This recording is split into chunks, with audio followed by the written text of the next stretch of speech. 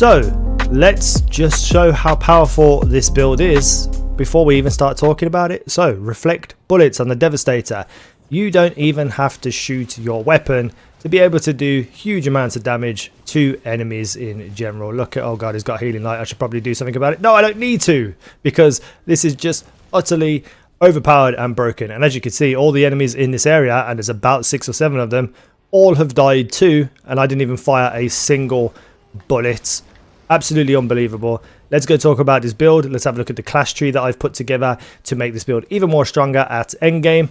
And yeah, hit the like button if you like this sort of thing. Let me know what you think about the Devastator, this build, in the comments down below. Subscribe if you're new around here, hit the little bell, turn notifications on, and follow me on Twitter. Link is in the video description. So what makes this build incredible? First and foremost, we are using only pretty much the reflect bullets. I use earthquake occasionally just for the interrupt, but reflect bullets itself can actually interrupt. It's just not as consistent as you would like it to be. So earthquake is just there for me to get those interrupts. Reflect bullets, the mod actually changes how this works, but basically you reflect bullets back at people, so they fire at you and then you fire it back and kill everyone. Now the mods are what make this pretty much incredible. First and foremost, we have the strongest first. The enemy with the most amount of health takes 50% more damage. Very, very useful obviously for captain farming, or pretty much just any group of enemies where there's one big type of boss character.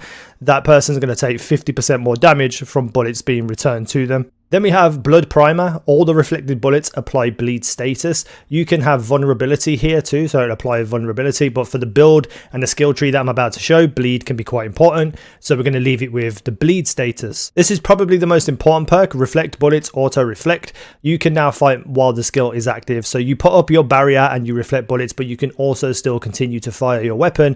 Basically just having 2 streams of fire, being able to just absolutely destroy people, but it will only negate 50% of the damage, so you won't be completely protected. But from what I've seen, you absolutely do not need it. You will kill everything before anyone really does any damage to you properly. Plus as well, Devastator, you know, killing people close to you is obviously heals you, so you know, pretty damn useful perk. Bullet acceleration increases the damage of reflected bullets by 25.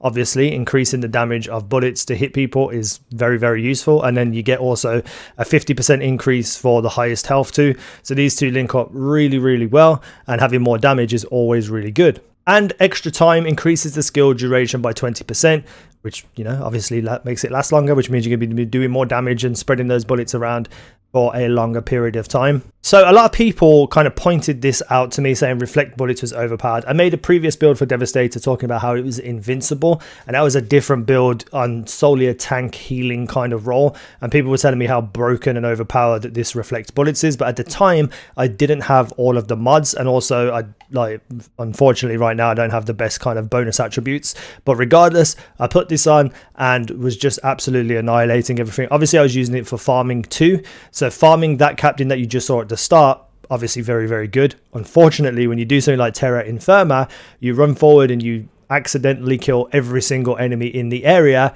just to try and kill the captain. So this can be ridiculously overpowered.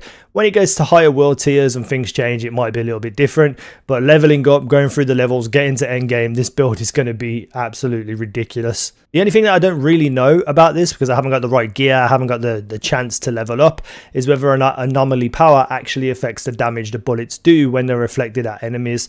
That is going to massively change the whole build if that's the case, but I've gone for kind of a conservative build to just increase how much DPS this can do, and let's have a look at that skill tree. So down below in the video description I will link this website. You can build your own classes for all of the characters. So first and foremost, let's look at the Devastator, the build that I'm going for. Because you get to continue firing your weapons while you are reflecting bullets, I've spec'd a little bit into the bonus firepower. So you got 8% weapon damage, 15% armor piercing, you know, more weapon damage from close range, more armor piercing, more weapon damage, and then activating a protection skill increases weapon damage by 45% for 10 seconds. Now you're going to be reflecting bullets, so you're going to be popping that up, the protection ability, and then you get 10 seconds of extra weapon damage mixed up with all these extra damages here and crit damage, etc, etc.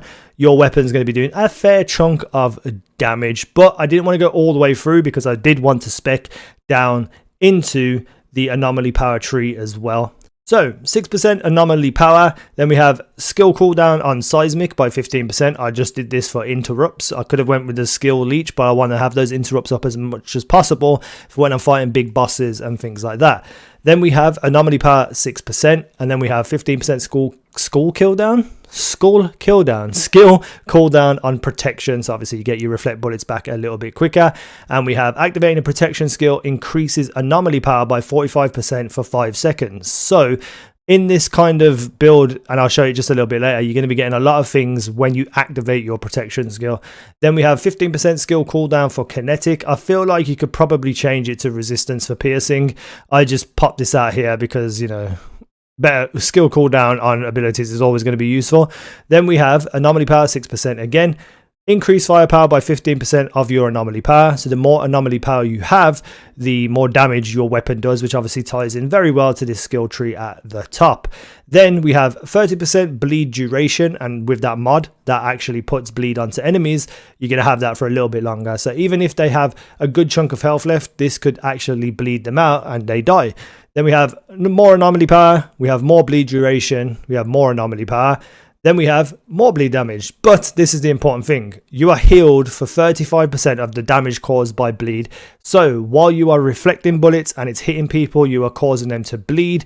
You're doing more bonus damage with your weapons, and you're also being healed by this skill. So I feel like this is a ridiculously good build, and let's have a look just in a little bit of detail what you can see right here. So the important thing here is activating the protection skill increases anomaly power by 45% for 5 seconds and the weapon damage by 45% for 10 seconds. So you've got a nice little buff here for 5 to 10 seconds while also reflecting bullets and doing incredible damage and shooting and doing incredible damage as well.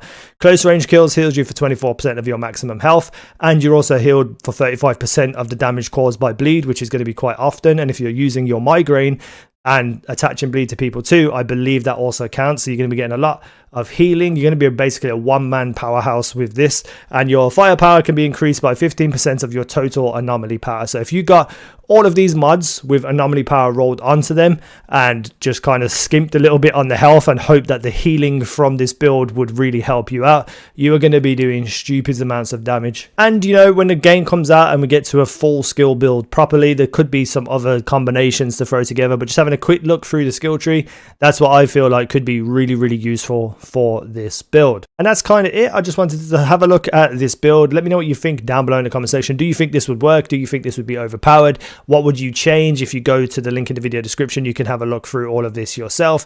And yeah, so hit the comments down below, hit the like button. If you're new around here, subscribe, hit the little notification bell so you get live notifications of when my videos go live. I said live one too many times there. Follow me on Twitter, link is in the video description. Thank you for watching. I've been easynow. You guys have been awesome. I'm out of breath.